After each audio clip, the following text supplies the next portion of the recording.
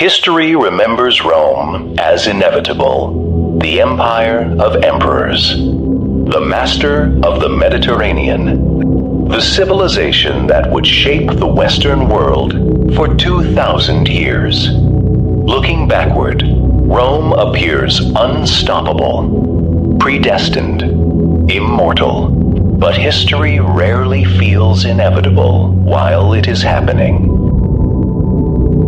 There was a moment when Rome stood on the edge of annihilation. A moment when senators whispered in fear, when mothers prayed behind locked doors. A moment when the greatest republic in the ancient world looked into the abyss, and staring back from that abyss was a single man, Hannibal. The name alone became a weapon. Roman mothers frightened their children with it. Generals dreaded it. Politicians obsessed over it. For nearly 2 decades, one man would challenge the greatest rising power on earth. And for a terrifying moment, it appeared he might actually win. This is not merely the story of a military genius. It is the story of ambition against destiny, of brilliance against endurance, of one man's impossible war against an entire civilization. It is the story of why greatness alone is never enough. To understand Hannibal, we must first understand hatred. Not the sudden hatred born from anger, but the patient hatred that survives generations. Promising them victory, promising them destiny, promising them that their suffering would be remembered. Leadership often means convincing others to endure today's pain for tomorrow's reward. No man understood this better than Hannibal. Months later, the impossible became reality.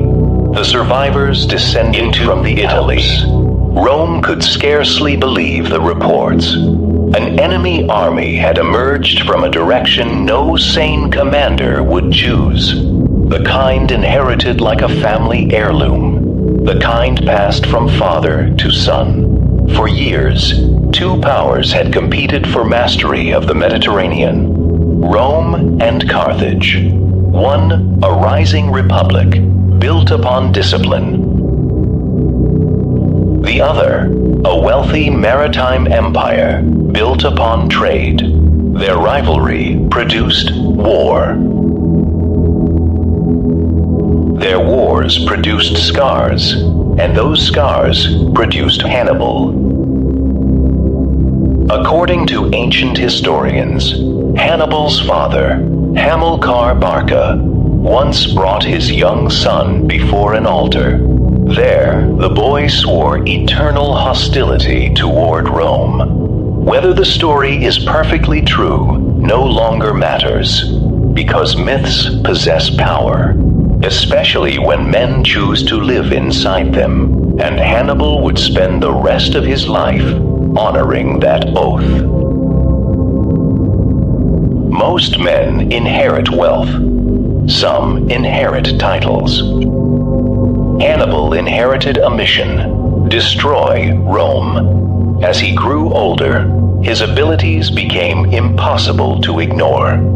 Intelligence, charisma, courage, discipline. He possessed the rare gift shared by history's greatest commanders: the ability to make ordinary men attempt extraordinary things.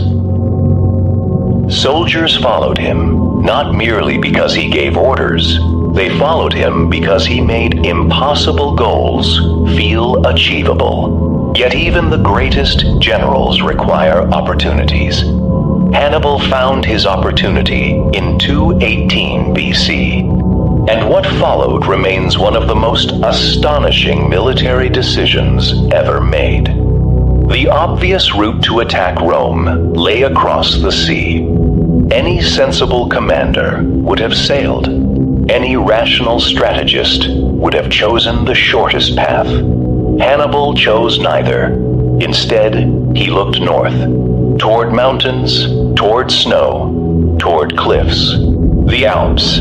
Even today, the Alps inspire awe. Towering walls of stone, frozen passes.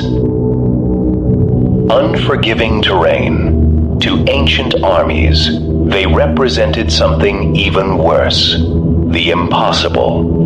And Hannibal intended to cross them with tens of thousands of soldiers, thousands of horses, and elephants. The decision bordered on madness. Many believed it was suicide. Perhaps it was. But history often struggles to distinguish between genius and madness. Both require a willingness to attempt what others consider impossible. The march became a nightmare.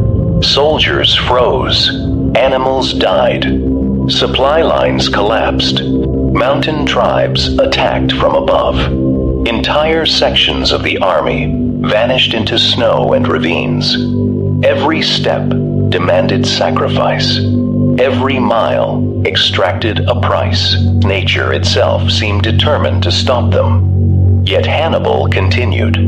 One ancient account describes him standing before exhausted soldiers, pointing toward Italy beyond the mountains. The nightmare had arrived, and it had a name: Hannibal. At first, Rome responded, as it always had, with confidence, with armies, with certainty. After all, Rome had defeated enemies before, many enemies. Why should this one be different? Let us know what is in the next chapter. Stay strong, stay true,